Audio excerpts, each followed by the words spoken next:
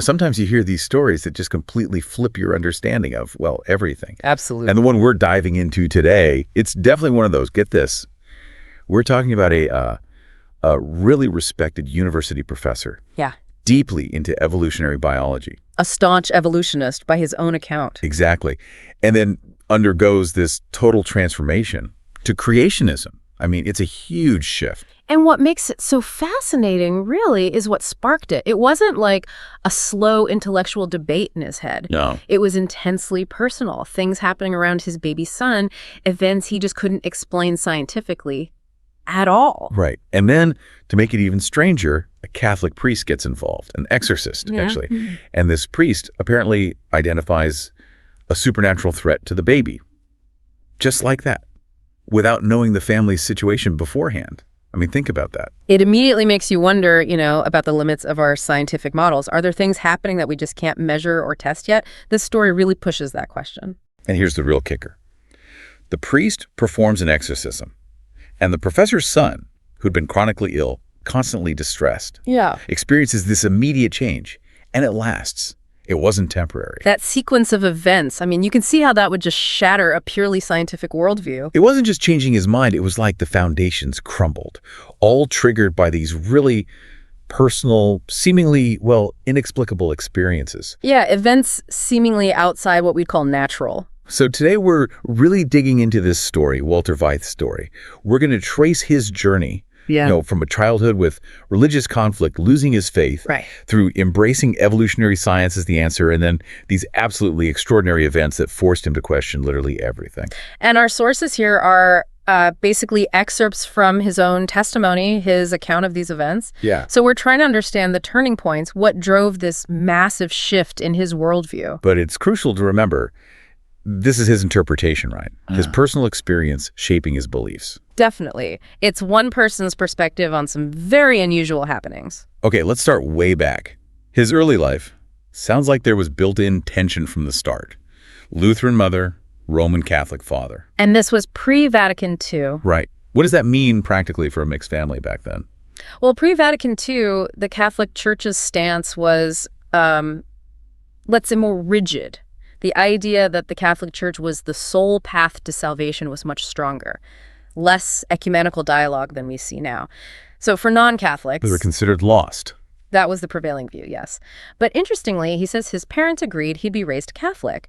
And despite the potential for conflict, he remembers no religious arguments at home. They respected each other's beliefs. That's surprising, given the context. But then a really tough period. Yeah. His mother got cancer. Yeah, diagnosed when he was only 7 or 8. And she battled it for years, passing away when he was 12. Wow. 4 years. Watching your mother suffer like that as a kid, that must have been incredibly hard. You can imagine that kind of prolonged suffering, especially of a parent, can really shake a child's view of the world, of fairness, of God. Asking why. Exactly. Why would a loving God let this happen? It's a huge question, especially for a child. And it seems like it really impacted him. Yeah. But even before she died, he had this negative encounter in religious instruction. Ah, yes. At his school, which was mostly Protestant, the few Catholic kids had separate lessons, taught by a nun. And she wasn't exactly comforting, apparently. No. He recounts her telling him repeatedly that his Protestant mother wouldn't go to heaven, that she would roast in hell. Oh, my goodness. To say that to a child whose mother is seriously ill. It's harsh, and you can see how that kind of thing plants seeds of resentment, not just towards the nun, but the whole system she represented. It's deeply alienating. Absolutely. And it seems it fueled some rebellion. He started acting out in the class. Yeah, he describes being incredibly cheeky. It got him expelled from the class permanently, even got caned by the headmaster. So already pushing back against religious authority pretty strongly. It suggests maybe a tendency to question things, to challenge dogma even early on. Which makes sense given what came next. His mother passed away when he was 12. And that seems to have been the breaking point for his faith. He explicitly said, from then on, he never trusted or believed in God, saw God as a dragon. That's such a powerful image, isn't it? Fear, not love. Avoidance, not trust. The loss, combined with those negative religious messages, it led to total disillusionment. Yeah, it really paints a picture of how personal pain can just sever that connection. For a child, losing a parent can feel like the universe itself has let them down. And if religious figures are telling you harsh things at the same time... Well, And things didn't get easier at home. His father remarried, and it sounds like that wasn't a positive situation for him. No, he ended up being sent to live with other people, couldn't even continue school for a while, more instability, more loss. So all this loss, instability, it really sets the stage for rejecting that old framework, doesn't it? Religion hadn't offered comfort, only condemnation or silence in the face of suffering. Exactly. The foundation was built on pain, a feeling of injustice. God seemed absent, or worse, cruel. Okay, so let's fast forward. University, he studies science, zoology, and finds evolution. A complete turnaround. After rejecting religion, he finds this seemingly rational, evidence-based explanation for life. Tell us about that university environment. He called it a bastion of evolution. Even though the university had religious roots, made even a theology school, the science faculty was very secular, very focused on evolution. That was immersive. Totally. Prominent evolutionary scientists, museum exhibits reinforcing the theory. It became his new way of understanding the world. It offered answers, Without needing a god he couldn't believe in anymore. It filled that void left by his lost faith. It seems so. Evolution appeared rational, compelling, a scientific alternative. He even said he thought evolution was the answer to all the problems. So for a while, science provided that certainty he'd lost. Right. When one belief system feels like it failed you, you look for another that makes sense of your experience. For him, at that time, it was science, specifically evolution. But even then, life wasn't purely science. There were these other influences creeping in. Mm-hmm. His university roommate, for instance. Ah, yes. The roommate was involved in New Age beliefs and Scientology. Which are quite different from traditional religion and atheism, right? What are we talking about there broadly? Yeah, they're different paths. New Age is a really broad umbrella, personal growth, maybe holistic healing, a sort of universal energy idea. Scientology is more structured, focused on the thetan, the spiritual being, and its journey. Both offer alternatives to traditional faiths and strict materialism. And he spent holidays with this roommate's family. Yes, and that's where he met his future wife. And her family background. Yeah. This is where things get really interesting. Her father. The skeptical reporter. Right. Investigating occult stuff for the newspaper. Not a believer initially. He was trying to debunk it, wasn't he? With cameras, looking for the trick. Exactly. Which makes his later experiences even more striking. He apparently encountered things he couldn't debunk. Walter recounts some wild stories from him. Being physically attacked by something unseen. Mm-hmm. Witnessing a baby repeatedly appearing on top of a cupboard. In a sealed room, poltergeist activity, even a baboon attack connected to witchcraft claims. These are extraordinary accounts. For a hard-nosed reporter to be convinced by stuff like that, It must have been profound. Events that just didn't fit a rational explanation. Imagine being a rationalist and seeing things that seem to break the laws of physics. It would shake you. Deeply unsettling. And then there's the wife's stepmother. Deeply into the New Age movement, taught the Course of Miracles. Which is what, roughly? It's a spiritual system teaching that our perception of the world is kind of an illusion, and spiritual awakening comes through forgiveness, basically. So his future wife grew up in a house where weird stuff happened, and she just thought it was normal. Apparently so. The lines between natural and supernatural seemed pretty blurry in her upbringing. Which must have clashed massively with his atheistic scientific view. Absolutely. He's suddenly immersed in this family where the inexplicable is almost mundane. Talk about tension. And he tried to rationalize it all away, scientifically. Initially, yes. But hearing these stories consistently from people he presumably trusted, maybe it planted a seed of doubt, even subconsciously, a sort of cognitive dissonance between his beliefs and their experiences. Could be. Anecdotes aren't proof, but when they pile up from credible people, it can start to chip away at certainty. Okay, so they get married, have their first 2 kids. Things seem relatively normal for a bit. For a while. But then strange things started happening in their own home. Like what? Dishes flying, their car rocking violently for no reason. Whoa. Okay, so now it's not just stories. It's happening to them. Right. Direct personal experience. Much harder to dismiss. And things really ramped up when his father-in-law moved in. The one involved in the occult. Yes, that seemed to coincide with an escalation. And his wife was pregnant with their youngest child at the time. And the pregnancy itself was difficult. Extremely. She became severely ill. So ill that doctors actually suggested an abortion, fearing for the baby's health. That adds another layer of stress, surely. A health crisis mixed with weird happenings. Definitely amplifying the unease. They did a scan. Yeah, the scan showed a healthy fetus, so they went ahead with the pregnancy. But the baby, when he was born... Exceptionally difficult, screaming constantly, had to be physically held down just to be fed. So right from the start, this child was different, distressed. Yes, and that distress becomes the focus for what happened next, as if the child was at the center of it all. Twice. Truly terrifying stuff. He describes waking up, nightmares of being strangled, at exactly 2:00 a.m. every time. Every night. It seems like it was a recurring pattern.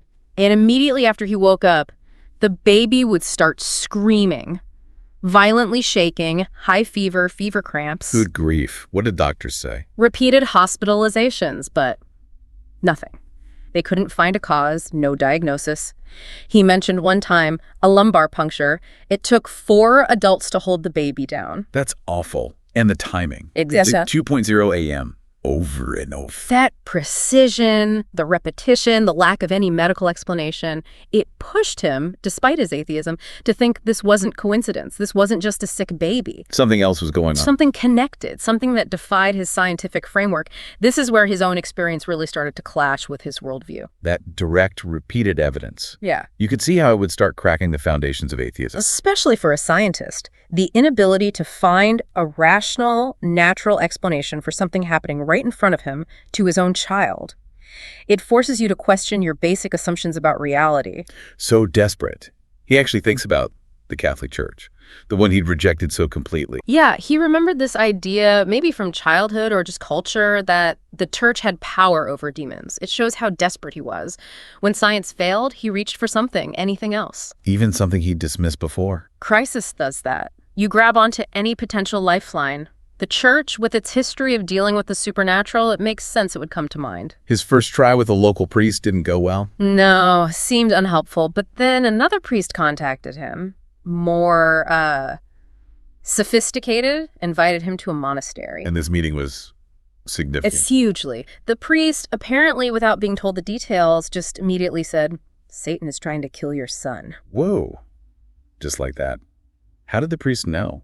Does he ever explain that? The account doesn't say. It's presented as this moment of almost supernatural insight, a key, unexplainable part of the story. And the priest was prepared. Ready to act. Said it needed high-level intervention, a mass in their house, and revealed he already had the bishop's permission to proceed. Before Walter even fully explained. Yeah. That's uncanny. It suggests the priest felt he knew exactly what he was dealing with. A serious spiritual conflict, yeah.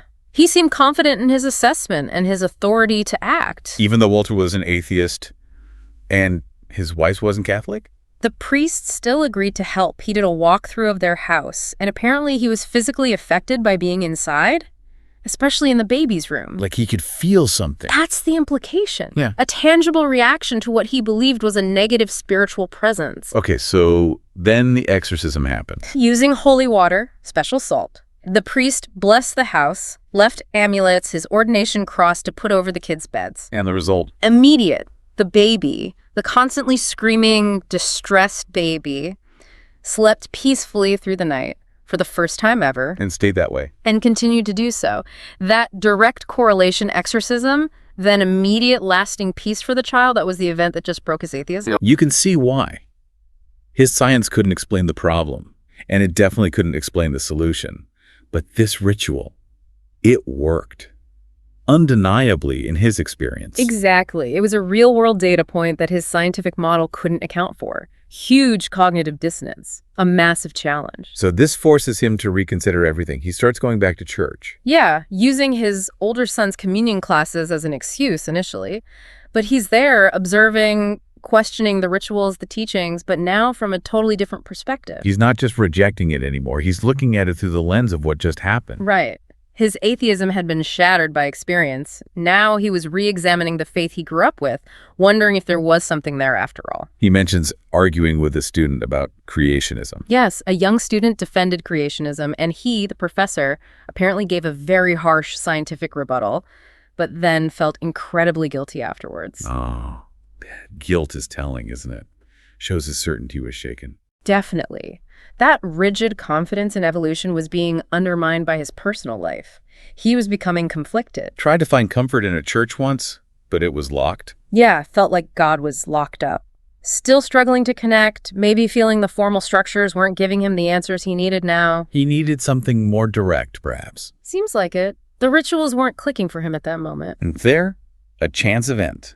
He finds an old pamphlet. Yes, one critical of the Catholic Church. And this prompts him to actually compare the 10 Commandments in the catechism he knew versus the Bible itself. Okay, so he's starting his own investigation now, not just accepting what he's told. Exactly. Moving towards independent study. And he finds differences. Discrepancies, which fueled more investigation. He tracked down the cabinet maker who'd given him the pamphlet years ago. And this led to? In-depth Bible studies, particularly Daniel and Revelation. This opened up a whole new perspective for him, outside of both his Catholic upbringing and his scientific training. He was engaging directly with the text now. Seeking his own understanding, and he used his academic skills, verifying historical points related to prophecies at the university library. Applying his scientific rigor to Scripture. Interesting. And this led him to a conclusion about the little horn in Daniel 7. The little horn.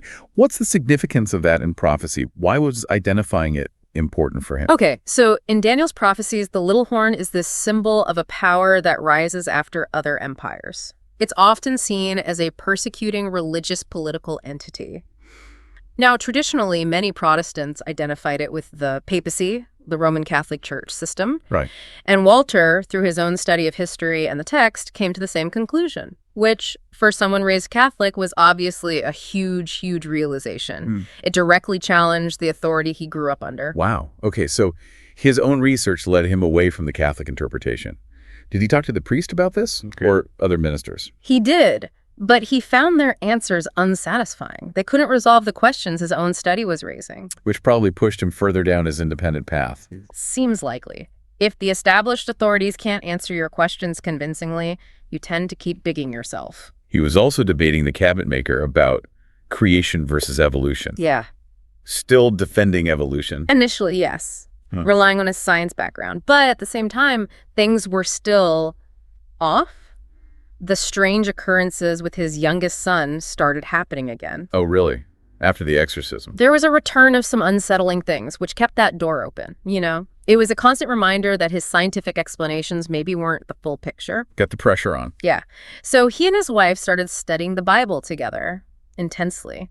And she had her own breakthrough. What was that? She became convinced about the importance of the Sabbath, the seventh-day Sabbath, apparently, by reading a document arguing against it. That's ironic. So even arguments against something can lead you to believe it. Shows how personal interpretation works, doesn't it? Yeah. Meanwhile, he's still wrestling. He gets the Bible stuff, maybe, but reconciling a 6-day creation with his deep evolutionary science training, that was hard. The biggest hurdle, probably. Absolutely.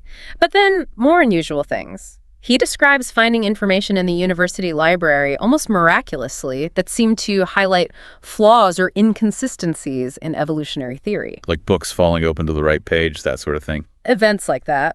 And he started his own analysis, looking at genetic problems, which further increased his doubts about evolution from a scientific standpoint. So his scientific mind was now finding scientific reasons to question evolution. It seems his own research, prompted by everything else, started revealing what he saw as major weaknesses in the theory he'd built his career on. And the strange events at home. They stopped again. This time, apparently, after his new acquaintances, the cabinet maker and others prayed for them at a specific agreed-upon time. Well, direct answer to prayer, in his view. That's how he saw it. Another tangible link between this new faith direction and a positive result. Powerful confirmation. So at this point, he feels he has to choose. Yeah, couldn't stay on the fence. He decided to embrace what he now believed was true, which meant embracing the Seventh-day Adventist faith. Which wasn't easy. His wife wasn't keen initially. Strong negative reaction at first. And he himself felt awkward about it. Going to an Adventist church felt weird to him outside his usual social sphere. But he did it anyway. Committed, despite the discomfort, despite the social shift, shows how profound the impact of everything had been. They were accepted by the Adventist community, though. Yes. But things got tough at the university. The evolution discussion group. He presented the problems he now saw with the theory. And the backlash was severe. Lost credibility. Colleagues turned on him. Pretty much. It led to his resignation. He basically sacrificed his academic career at that point for his new beliefs. That's a huge cost. It really underscores the polarization, doesn't it? And the risks involved in challenging the scientific consensus, especially on evolution. There's that moment with the university rector, too. Yeah. About dressing up. Yeah, a realization. He was dressing formally to meet a human authority figure, the rector, but hadn't thought about his appearance, metaphorically speaking, in relation to God. A moment of prioritizing. And the rector actually offered him a deal. Offered him a professorship, basically, if he'd just stop rocking the boat. Stop challenging the status quo on evolution. And Walter's response? He just told him straight. He believed the Seventh-day Adventist Church had the truth. And the rector. Surprisingly, didn't react negatively. Maybe pragmatism, maybe some level of respect for the conviction. Hard to say. So he resigns, sells his house, and decides to start a farm. A faith-based farm, believing God would provide. A complete leap into the unknown, based entirely on his newfound faith. Trading the security of academia for farming. That's radical. A total commitment to living out his beliefs, trusting completely. But it wasn't smooth sailing, was it? A farm. No. Started well, then disaster struck. A massive flock of birds destroyed crops. Economic sanctions hit the country. Interest rates went through the roof. Everything went wrong. Complete financial ruin. And that's when he really questioned things. Questioned God. Even wondered if those initial supernatural events, the exorcism, maybe that was some kind of deception to lead him down this path only to abandon him. Wow. That's a dark place to be after giving up everything. It's incredibly human, isn't it? Facing utter failure after such a profound leap of faith. The doubts must have been immense. But something kept him going. The change in his son. That permanent positive change after the exorcism. That remained real. That seemed undeniable. And then, another weird twist. The Catholic priest calls him. Out of the blue. Claiming Walter's dead father was suffering in purgatory because Walter had left the church, and urging him to come back. Seriously, what did Walter make of that? By then, his own theological understanding had solidified. He was convinced the priest was sincere but deceived. It just highlighted the different spiritual worlds they now inhabited. So there he is, financially ruined, questioning everything again. What happens? Utter desperation. He and his wife prayed, specifically claiming promises they found in the Bible. Pleading for help. The very next morning, the phone rings. A job offer from another university, teaching in his field, zoology. Just like that, the next day. The very next day, and his appointment was approved incredibly quickly, allowing him to start almost immediately. That's uncanny timing. He certainly saw it as a direct, miraculous answer to prayer, a sign of provision right at rock bottom. Were there other things like that? Yes, a series of them. An Adventist farming couple who'd lost their own place because they kept the Sabbath, showed up needing shelter, and they could look after his farm. Wow. Finding needed money unexpectedly in his car. Being granted credit for essentials when he had no collateral. It was like a stream of small, necessary miracles keeping them afloat. Even a study tour opportunity that coincided perfectly with university closures due to riots. Exactly. It's presented as this period of consistent, almost uncanny provision during extreme hardship, all reinforcing his faith that God was looking after them. And eventually, he actually went back to his old university, the one he resigned from. Amazingly, yes. Gained respect again for his scientific work, even with his known creationist beliefs, and ultimately became a professor there, even head of department. That's incredible. To go from being essentially pushed out to reaching the top position in the same place. It's a remarkable end to that part of the story. Speaks to his resilience, his scientific ability, perhaps, maybe even a softening of attitudes over time. An extraordinary journey. Absolutely. So for you, the learner, listening to this, right. What are the key things to take away? Well, first, it's just a profound story of personal transformation, right? Yeah. Driven by these really extreme circumstances that fundamentally challenged a scientific worldview. Yeah, it really shows the power of unexplained events, how they can force you to reevaluate absolutely fundamental beliefs, things you thought were solid rock. And his commitment to what he came to see as truth. I mean, the personal and professional costs were huge, but he stuck with it. That willingness to risk everything. Definitely. And then there's the reliance on faith, especially when things got incredibly tough. Facing ruin, yet turning to faith, and in his account, experiencing provision. It also makes you think about that intersection, doesn't it? Between science, our rational understanding, and these deeply personal, sometimes inexplicable experiences, how do they fit together? Exactly. It's not necessarily about science versus faith, but how personal experience can push the boundaries of a purely materialistic view, making someone ask bigger questions. Which leads to a really provocative thought for you to consider. In a world that values empirical evidence so highly, what role do these inexplicable personal experiences play? How do they shape our reality, our beliefs? And is it possible for worldviews that seem totally opposed, like rigorous science and experiences of the supernatural, to actually coexist within one person's life, or even inform each other in unexpected ways, something to really mull over?